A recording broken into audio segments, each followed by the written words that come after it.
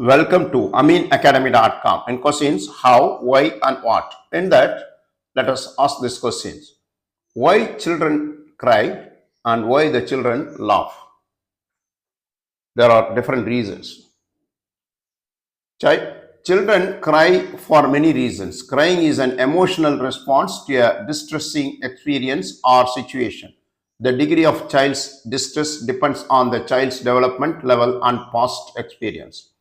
Children cry when they feel pain, fear, sadness, frustration, confusion, anger, and when they cannot express their feelings.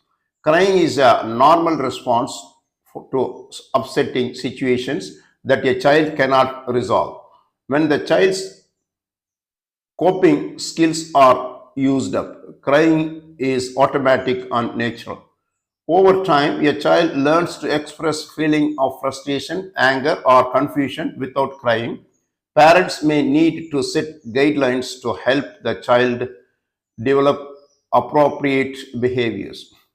Praise the child for not crying until the right time and place. Teach other responses to distressing situations. Encourage children to use their words to explain what is upsetting them. As children develop more coping and problem solving skills, they will cry less often. As they mature, boys tend to cry less than girls. Many believes this difference between boys and girls is a learned behavior. Temper tantrums are unpleasant and disruptive behaviors or emotional outburst. outburst. They often occur in response to unmet needs or desires. Tantrums are more likely to occur in younger children or in children who cannot express their needs or control their emotions when they are frustrated. Now, let us discuss further about why children cry, why the children laugh. Both we'll discuss now. Children cry for a variety of reasons, including hunger, discomfort, tiredness, feeling unwell, pain, frustration, or sadness. They may also cry due to need for attention, comfort, or security. Essentially, crying is a child's primary way of communicating needs and expressing emotions, especially when they are too young to verbalize them. Basic needs: hunger, a wet or dirty diaper, or discomfort from things like gas or being too hot or cold can all lead to cry. Emotional needs: children may cry when they feel lonely, bored, or need attention and affection. Physical needs: feeling unwell, in pain, or teething can also causing crying.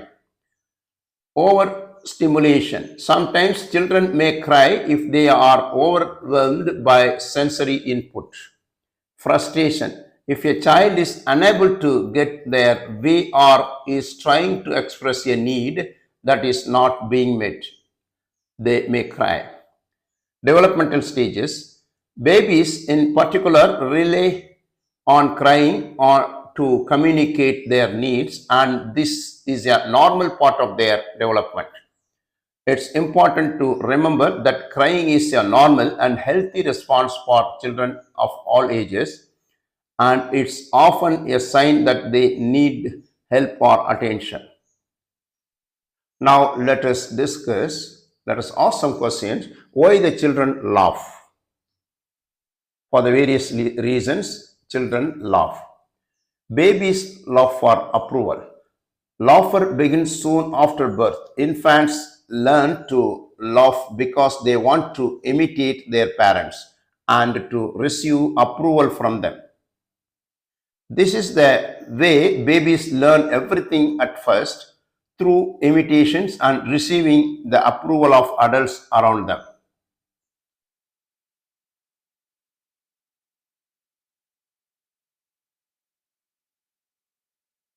But as they grow, babies come out of the symbiosis with their parents that characterize the first months of life.